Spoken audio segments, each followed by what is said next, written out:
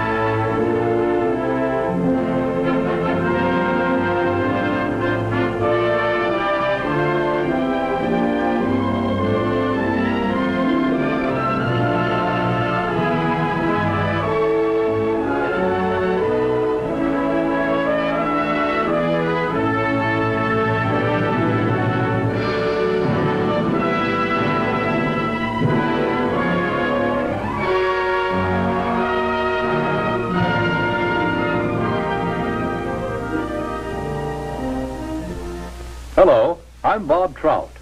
I've got a story here that I think is big, really big, because it's bound to have a terrific impact on business. I'm talking about a new market, a big new market, millions upon millions of new prospects with $15 billion to spend. That's right, I said $15 billion. That's a lot of money, isn't it? The surprising thing is that it's a fresh market, still full of opportunities. It grew up so fast, got so big in a hurry, that few of us realize its scope. Now, these days, nobody's likely to pass up chances to sell. And yet right here in our own front yard, there's a neglected market. There's money waiting to be spent. To get the story of this market, to be able to tell you the secret of selling the Negro, we did a lot of digging. We talked to leading businessmen, to customers, and to salesmen. We went to Washington, D.C. We set up cameras and other key points around the nation. And out of this all, there emerged a story, the story of a new market.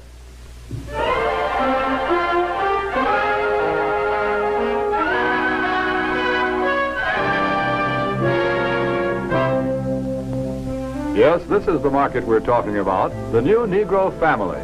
Their name is Wells or Wilson, Smith or Brown or Alexander or Breen.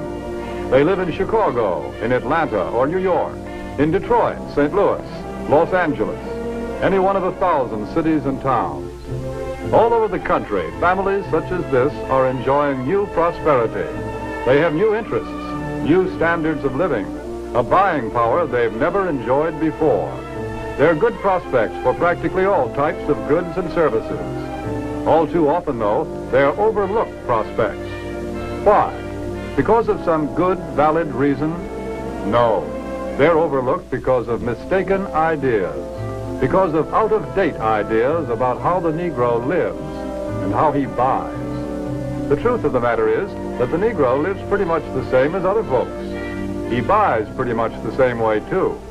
But just the same, a lot of old doubts and opinions keep cropping up over and over again.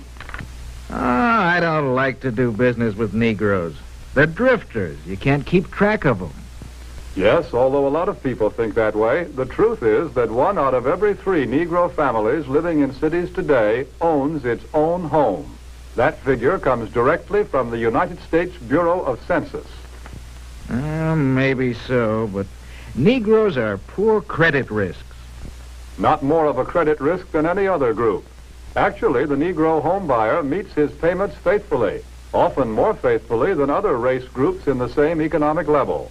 That's the information we got from people who ought to know, the National Association of Real Estate Boards. Well, maybe, but I've always heard that Negroes buy shoddy, poor quality merchandise. No, it's just the other way around. According to leading researchers, in proportion to population and income, Negroes buy more quality products than any other comparable United States group. You see, there are a lot of confused notions about the Negro customer. But when you dig right down and find out about them, they just don't hold water. Negroes own homes. They meet their payments faithfully. They buy good brands of merchandise. So why let a lot of old-fashioned ideas hurt profits? Take a look at the real facts. Here in Washington, D.C., the nation's capital, some amazing facts and figures about this new market have been uncovered. For a first-hand report, we would like to take you directly to the United States Department of Commerce to hear this story from the Secretary of Commerce himself. Here is the Honorable Sinclair Weeks, the Secretary of Commerce of the United States. In the Department of Commerce, we are constantly alert to trends that mean a healthier national economy, better business for the nation as a whole. Recently, we have been interested in a rising young market, one that represents a huge potential for goods and services. I'm referring to the new Negro market. The tremendous buying power of this group is backed, of course, by an increased earning power. The average Negro family's income is at a record high. In fact, since 1939, it has increased more than the average income of all other Americans. Just take a look at a few figures. An official Department of Commerce report shows that at least 1/3 of the Negroes living in cities earn from $2,000 to $5,000 a year.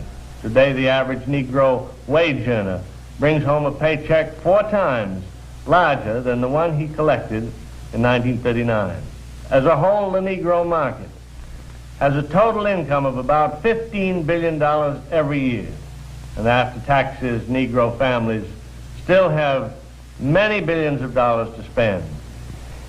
Here is a buying power that cannot help but have a tremendous effect on our national economy and on business prosperity in general. When these dollars are spent for a wide range of goods, services, and employment, business everywhere is bound to feel the impact. This new buying power has resulted in a class Negro market, a profitable, above-average income group of consumers. For example, the nation's largest newspaper and magazine research organization, Daniel Starch and Staff, reports these significant figures. More than 51% of the readers of Ebony magazine have a record player in their homes. Almost 64% own a television set. And almost 78% enjoy the convenience of an electric refrigerator. It is also a fact, and this is from the magazine The Food Field Reporter, that Negroes spend almost $3 billion a year for food alone. Per capita, they buy more cosmetics, drugs, and toiletries than anyone else in the country. And their children are better educated, too, because since 1930, enrollment in Negro colleges is up 2,500%. But really, to recognize the importance of this class Negro market, we must realize that something has been happening economically in our country. People are on the move. The population is shifting. The makeup of metropolitan populations today is different than it was just a few short years ago. To give you a better idea of what we mean, we set up several cameras, candid cameras, in a number of shopping locations. Take a look at these shoppers.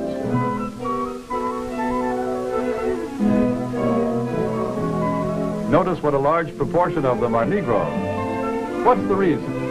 It's simply this. Negro families are moving into the cities where there are more job opportunities. Here they find occupations with more prestige and security, jobs that pay more money. As a result, Negro families today often make up the largest part of Central City consumer prospects. A shoe store in Chicago's Loop, for example, reports that more than 50% of its customers are Negroes. In another case, a drugstore located at a transfer point in a non-Negro neighborhood finds that its Negro customers total 25%. The trend is plain. The new Negro families today are moving into more populated areas, to the cities, where there are more stores, more buying opportunities. Since 1940, in San Francisco alone, the Negro market has increased by 89%. In Chicago, by 81%. Houston, Texas, 45%. Philadelphia, 50%. The impact of this new buying force is so tremendous that actually in 14 major United States markets, a product cannot be number one without Negro support. A product must have the backing of this big new buying power to be a leader in the field. What do you have to sell? Chewing gum or cars? Toothpaste or transportation? Whatever it is, here are millions of prospects. And these prospects are everywhere. Negro customers can no longer be pigeonholed. They cannot be classified as prospects who trade only in certain stores, certain neighborhoods. Today, Negroes shop downtown. They shop in supermarkets. They shop in small neighborhood stores. They'll buy from anyone who wants to sell to them. But we all know that before you can sell to customers, you've got to get to know them. You must understand something about them. What do the Negro customers buy? Why do they buy? How do you sell to them? Let's find out. Let's hear the opinion of men who have spent a lifetime studying the buying habits of customers the world over. Here is what sales psychologists have to say about selling to the Negro. The secret of selling to the Negro is expressed in one word. That word is recognition. Now, there's nothing unusual about that. People want to be recognized. They need recognition. That's basic in all of us. But perhaps because he's had so little of it, the Negro needs even more. He needs to feel important and appreciated. This need is a very real and important one. It shows up even in many of the Negro's shopping habits. Anyone who sells or wants to sell to the Negro customer should know about some of these habits. 3 habits in particular play a big part in every sales transaction. To begin with, most Negroes buy by brand. They ask for products by name. They're quick to turn down off-brands. Do you wonder why? Well, listen to what this customer is thinking. That last hat I bought, it just didn't hold up at all. You see, for a long time, the Negro has been sold a lot of shoddy, second-class merchandise. So now he asks for name brands in order to make sure he gets his money's worth. Buying by brand, that's the first important Negro buying habit. Now for the second. The Negro buys good quality merchandise. Symbols of quality and prestige are very important to the Negro customer. This woman, for example, is buying fine crystalware. But she is also buying the admiration and approval of her friends and relatives. Listen to her thoughts. My, isn't it beautiful? I can hardly wait to show it to Sally and Joan. It's a well-known fact that many Negro customers are influenced by the opinions of others. What their friends may think of a certain item often decides whether or not the sale is made. So remember, the Negro buys quality merchandise. That's the second important point. And here's the third thing to remember when selling to a Negro customer. When he specifically asks for one thing, don't try to sell him something else. Don't try to switch him at the point of sale. If you do, he'll probably react something like this. Doesn't he think I've got the money to pay for it? There's a reason for this reaction. Again, because he's had experience with cheap merchandise, the Negro resents being offered a substitute. He wants to be sold on quality, not price. The Negro buys by brand, he buys quality, and he doesn't like to be switched at point of sale. These are the keys to selling the Negro customer. Another point. The Negro family does things together, as a group. The family works as a unit. It lives as a unit, and it buys as a unit. When you sell to one member, you many times sell to all. It's also true that many places of entertainment are still closed to the Negro. So he spends more of his money for the things that are available to him, often for items that are considered luxuries. Another trait of the Negro market is the fact that it is a pre-sold market. We know that the Negro buys by brand, and he buys the brands that he knows something about. Where does the Negro buyer get this information?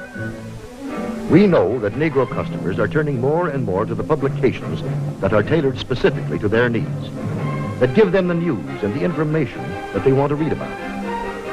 Many leading businessmen and companies already know this. That's why so many of them are taking this direct, sure route of reaching the Negro customer. The vice president of advertising of the Drew & Watch Company, for example, says this. In many important cities throughout the United States, Negroes are important customers of the credit jeweler. Therefore, it seemed that Ebony magazine would be a very important advertising medium for us. We would say it was very well received, and from our viewpoint, a very successful campaign. From the Remington Rand Company comes this statement. Our records show that advertising in Ebony has been effective in many ways. As all good advertising should, it has built a terrific amount of goodwill and has brought a volume of sales and sales inquiries. A representative of the Alaga Syrup Company makes this statement. Because of Alaga's regard for the influence of Ebony in the Negro market, advertising space was doubled. Alaga's long experience in selling to Negroes now takes the most direct route to its best customers, reaching Ebony's 2.5 million audience in every issue. And here are the statements of still other business leaders. Yes, many business leaders are discovering the most direct and most efficient way of reaching the new Negro market. Look here at the results of the same advertisement in two different publications, Ebony and another general magazine. You can see that proportionately, more men and women read the ad in Ebony than the one in the other magazine. And they did a better job of remembering it, too. A greater percentage of readers noted, associated, and remembered the ad in Ebony. But now, wait a minute. If the Negro market is so big and easy to reach, why aren't more companies going out after it? Well, often because of the feeling that there's something entirely different, unusual about selling to the Negro. But is it really so different? What do salesmen say? The successful salesmen who do a good job of selling in Negro communities. How do you go about getting the order? How do I get the order? Well, to tell you the truth, I don't do anything. Anything different, that is. I've been calling on these accounts long enough to know that the Negro just wants to be treated like everybody else. No matter who you're calling on, a little friendliness and courtesy help a lot. But naturally, anybody resents being patronized or talked down to. So I usually call a man Mr. Brown, Mr. Smith, or Mr. whatever his name is, until he tells me to call him by his first name. And of course, I always stick to business. I stay away from talk about race or religion or politics. That goes for talk about Negro celebrities, too. You know, this business about what good prize fighters and singers the Negroes are. Who cares? When a guy's in business, no matter what color his skin is, he's interested in making a living, in making money. That's uppermost in his mind. I guess maybe what I'm saying is that I try to help any way I can. Sometimes with displays or ad materials, or an idea once in a while. The important thing is that if it helps push sales for the dealer, it helps push them for me, too. Handle the Negro account just like any of your others. Don't patronize. Stick to business. Get interested in the account. Pitch in and help any way you can. Sounds like pretty good sales advice. That's the secret of selling the Negro. Well, how about it? What do you think of this new market? It can open new outlets for you and for everybody who sells goods or services. It's still possible to get in on the ground floor when this market is just beginning to grow and to expand. The facts and the figures that we see here are just a small sample of what they promise to be next year and the years after that. Yes, here are men and women with money to spend, and they spend it for exactly the same things as you and I and everyone else. They buy almost every type of product and service that you have to offer, and they can be reached like everyone else through publications that appeal to their interests and desires, that deliver the kind of loyal readership that can be proved both in surveys and in down-to-earth sales. Here is a ready-made market waiting to be asked to buy.